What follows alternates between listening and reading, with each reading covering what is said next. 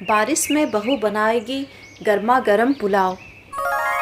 स्नेहलता बासमती चावल लेकर आई थी। बासमती चावल उसकी सहेली ने भेजा था क्योंकि उनके खेतों में बहुत अच्छी बासमती चावल की उगाई होती थी और चावल से बहुत अच्छा खुशबू आ रहा था। पूरा रसोई महक रहा था चावल की खुशबू से और स्नेहलता चाहती थी कि इस बासमती चावल से बहू पुलाव बनाए, ऐसा पुलाव कि हमेशा उसका स्वाद उसके मुंह पर रह जाए। वैसे स्नेहलता खुद भी बहुत अच्छा खाना बनाती थी, पर उसकी बहू पायल को पानी तक ठीक से उबालना नहीं आता था। ये बात अलग थी कि शादी से पहले उनकी समधन ने उनसे बोला था कि उनकी बहू को बहुत अच्छा खाना बनाना आता है, वो सुपर शेफ मास्टर शेफ है। पर ऐसा कुछ नहीं था। शादी के बाद पहली रसोई में ही पता लग गया था स्नेहलता को कि बहू को तो ठीक से आलू तक उबालना नहीं आता, मैगी तक ढंग से नहीं बना सकती, खाना क्या बनाएगी। पहले तो वो बहुत चिढ़ गई थी, पर धीरे धीरे उन्होंने धैर्य से बहू को खाना बनाना सिखाया था। अब उन्हें लगता था कि बहू को काफ़ी कुछ खाना बनाना आ जाता है, क्योंकि बहू आजकल बहुत अच्छा चाय बनाती थी और कभी कभी सब्जी बनाती थी। स्नेहलता की आदत थी, वो ज़्यादातर समय खुद ही खाना बना दिया करती थी। बहू को कम काम करना पड़ता था और बहू को कोई इंटरेस्ट भी नहीं था खाना बनाने में। आज स्नेहलता बाजार जा रही थी अपनी पड़ोसन चमेली जी के साथ और चाहती थी कि बहू आज पुलाव बना दे। अरे बहू, मैंने तो तुम्हें समझा दिया है कि कैसे क्या करना है, तुम्हें तो आता भी है। इतने दिनों से सीख जो रही हो, वो बात अलग है कि समधन जी ने मुझे ठग लिया। क्या बोला था उन्होंने कि मेरी बेटी तो मास्टर शेफ है, सुपर शेफ है, पर मिला क्या। छोड़ो, रहने दो ये बातें। और क्या बोलना। देखो बहू, मैंने गरम मसाला निकाल दिया है और फिर यहाँ पर धनिया है, चावल है और मसाले उस तरफ हैं, थाल में निकाल कर रख दिया है। तुम्हें कोई परेशानी नहीं होगी। जैसा मैंने बताया था बिल्कुल वैसा ही बनाना। तुम्हें तो पता है ना, मेरी सहेली के यहाँ से ये जो चावल आता है बासमती चावल बहुत ही स्पेशल है। ऐसा चावल तो कहीं नहीं मिलता है। देखो तो इसकी खुशबू से कैसे पूरा घर महक रहा है। मन तो करता है कि ऐसे ही चावल बना के खा लूँ, रहा नहीं जाता। पर मैं चाहती हूँ कि तुम बहुत अच्छे से बनाओ इसे, ठीक है। अच्छा, मैं बाजार जा रही हूँ मालती जी के साथ, आ जाऊँगी। अच्छे से ध्यान से बनाना। हाँ हाँ माँ जी, बिल्कुल ध्यान से बनाऊंगी। आप ही से तो सीखा है, आप तो इतना अच्छा पुलाव बनाती हैं माँ जी, स्वाद तो मैं भी कभी नहीं भूल सकती। मैं अभी झटपट से बना लूँगी। नहीं नहीं बिटिया, झटपट से बनाने की कोई ज़रूरत नहीं। आराम से बनाओ, आराम से बनाओ। हाँ हाँ माँ जी, ठीक है, आराम से बनाऊंगी, ध्यान से बनाऊंगी। बहुत कुछ सीख लिया है मैंने। अब सासू माँ निश्चिंत होकर बाजार चली गई अपनी पड़ोसन चमेली जी के साथ। और यहाँ बहू पायल खाना बनाने की तैयारी करने लगी। ओह, क्या बोरिंग काम है, बाहर से कुछ मंगा कर खा लेते। पर हाँ, बासमती चावल से अच्छी खुशबू तो आ रही है। आजकल तो सब कुछ इतना इजी हो गया है, झट से फ़ोन लगाओ, 10 मिनट में खाना आ जाएगा। इतना झंझट वाला काम करने की क्या ज़रूरत है। कितना अच्छा होता अगर इस मौसम में मैं अपने कमरे में बैठती और चाट पकोड़े मंगा कर खाती। पर नहीं, सासू माँ को तो पुलाव खाना है। वैसे पुलाव तो मुझे भी खाना है क्योंकि चावल बहुत अच्छी है। देखो तो क्या खुशबू है, पर इसे बनाना बहुत मुश्किल है। सासू माँ से सीखने का अच्छा ढोंग तो कर लिया मैंने, पर मुझे खाना वाना तो बनाना अब तक नहीं आता है।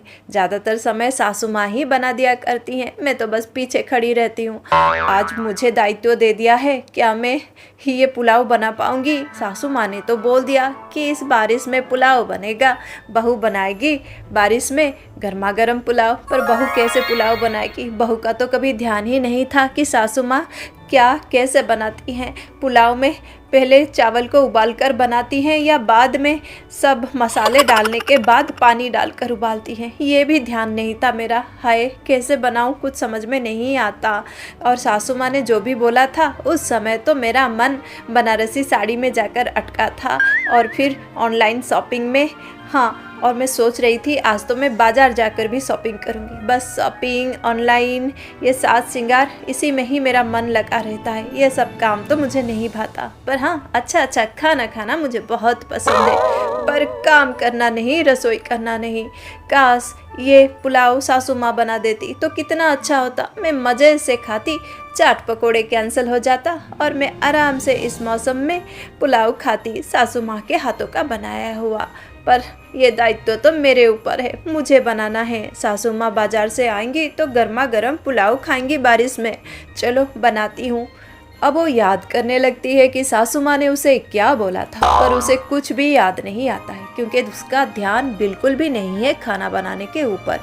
इस 3 महीनों में उसने बस प्रिटेंड किया है, दिखावा किया है कि वो खाना बनाना सीख रही है सासू माँ से, पर वो कभी भी ध्यान नहीं दिया था। आज तो बड़ी मुश्किल हो गई है, उसे पुलाव बनाना है इतने अच्छे बासमती चावल से। सासू माँ ने तो खास करके बोला है उसे कि बहुत अच्छे से ध्यान से बनाए, पर उसका ध्यान ही नहीं था।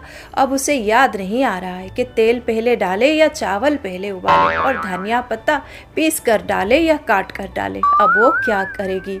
बहुत देर तक वो सोचती रहती है पर उसे कुछ भी याद नहीं आता। बहुत देर सोचने के बाद उसके मन में विचार आता है, अरे ये क्या, मेरे पास तो फ़ोन है, मैं फ़ोन में यूट्यूब से वीडियो देखकर ही बना लूँगी। हाँ, यही ठीक रहेगा। अब वो फ़ोन देखती है पर फ़ोन में तो नेटवर्क ही नहीं है। आज ये क्या प्रॉब्लम हो गई? अरे मौसम ठीक नहीं है, अब तो फ़ोन में नेटवर्क भी नहीं है। अब मैं क्या करूँ, कैसे बनाऊँ पुलाव? मैंने तो सोचा था कि सासू माँ के जैसा ही नहीं पर किसी फेमस, वर्ल्ड फेमस कुक के जैसा मैं पुलाव बना लूँगी आज, कॉपी करने में एक्सपर्ट जो हूँ। पर ये क्या, नेटवर्क नहीं आ रहा। अब क्या होगा, अब क्या करूँ मैं? अब वो परेशान हो गई। बहुत देर तक उसने इंतज़ार किया कि शायद नेटवर्क आ जाए, पर नेटवर्क नहीं आया उस दिन। वो बहुत परेशान हो गई। इतने दिनों बाद सासू माँ ने उसे कुछ बनाने के लिए बोला है। सासू माँ ने इतना मेहनत करके उसे खाना बनाना सिखाया है। उसे तो खाना बनाना नहीं आता था। माँ ने झूठ बोला था कि बहुत अच्छा खाना बनाती है। सासू माँ ने ये सब सहा है, इसलिए वो सासू माँ को नाराज़ नहीं करना चाहती थी। पर उससे पुलाव बन भी नहीं रहा था। वो क्या करेगी? परेशान हो गई। बहुत देर तक उसने सोचने के बाद निर्णय लिया कि वो याद करके पुलाव बनेगी। क्या पता चमत्कार हो जाए।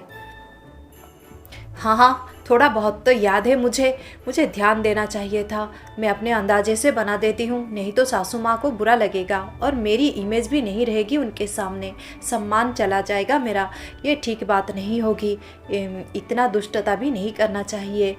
चलो मैं बना देती हूँ अपने अंदाजे से। फिर वो अपने अंदाजे से सासू माँ की कई बातें याद करके पुलाव बनाने लगती है, पर उसे सच में कुछ भी याद नहीं था क्योंकि उसका ध्यान ही नहीं था जब सासू माँ समझा रही थी, सिखा रही थी।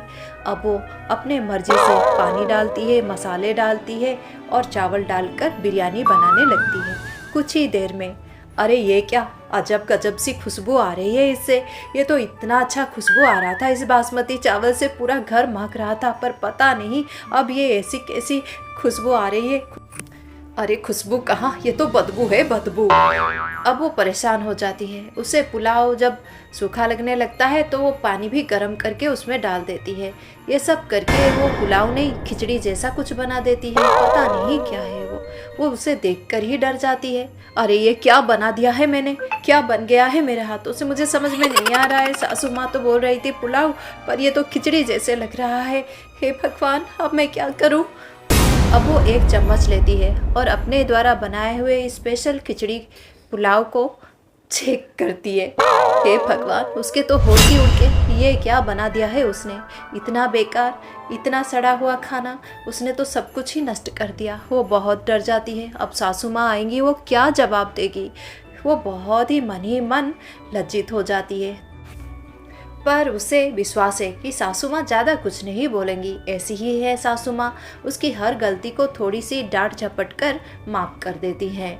शांत स्वभाव की हैं, पर फिर भी कहीं ना कहीं उसके मन में थोड़ा सा डर है। तब सासू माँ और चमेली बातें कर रही हैं। अरे बहन, मुझे तो ये बात बिल्कुल अच्छी नहीं लगी कोमलिका बहन की। आज बाजार में मिल गई देखो, और कैसे अपनी बहू की बुराई कर रही है। ऐसे कौन अपने बहू की बुराई करता है? ये कोई अच्छी बात है क्या? जो भी हो, है तो घर की बहू, अपनी बहू की ऐसी बुराई, वो भी बाजार में। मैंने तो उसे मुंह पर ही बोल दिया, ये सब मेरे सामने ना करना। तुम्हारी बहू कोकिला मेरी बहू जैसी ही है। हाँ, मुझे अच्छा नहीं लगता है किसी बहू की बुराई सुनना। हाँ बहन, इसीलिए तो मैं तुम्हें बहुत पसंद करती हूँ। तुम्हारी 3 बेटियां हैं और 2 बेटे। तुम अपने बेटियों से जितना अच्छा व्यवहार करती हो, अपने 2 बहुओं के साथ भी ऐसा भी व्यवहार करती हो। जब तुम्हारी बड़ी बहू यहाँ रहती थी तो कितनी प्रशंसा करती थी, अब तो दूसरे शहर में रहती है। तुम जैसी सास तो सबको मिले।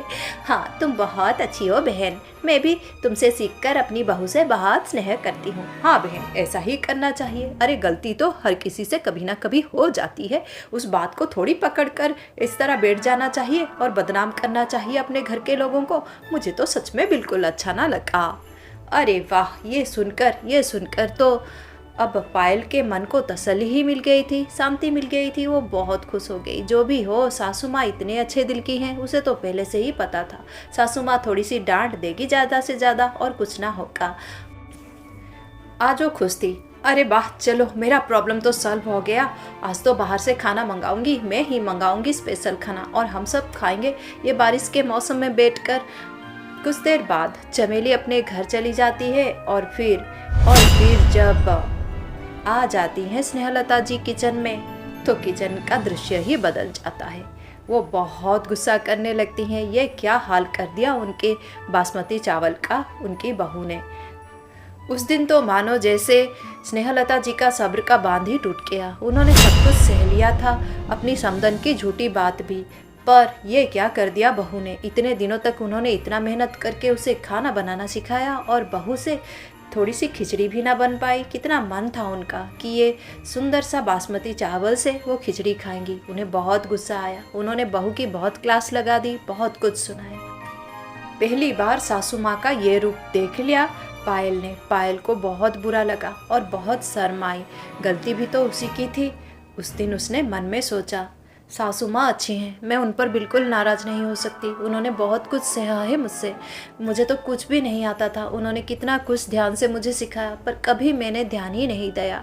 आज मैं जब डांट सुन रही थी तो मेरे मन में बात आई कि हाथी के दांत खाने के और दिखाने के, और सासू माँ इतनी तारीफ कर रही हैं बहू की, मुझे कुछ ना बोलेंगी। पर सच में इंसान का सब्र का बांध भी टूट सकता है अगर हम किसी के धैर्य का फ़ायदा उठाएं। तो मैंने सासू माँ के धैर्य का बहुत फ़ायदा उठाया है। मुझे ये नहीं करना चाहिए था। आज के बाद से मैं अच्छे से खाना बनाना सीख लूँगी, घर गृहस्थी को अच्छे से संभालूंगी। ये कोई बुरी बात नहीं है, ये भी मॉडर्न बहुएं ही करती हैं, स्मार्ट बहुएं ही करती हैं। और इस तरह उसका मन बदल गया। उस दिन से वो अपनी सासू माँ के साथ मिलकर बहुत अच्छा खाना बनाने लगी, खुद को बदलने लगी, और इस तरह उस घर में बहुत खुशहाली आई।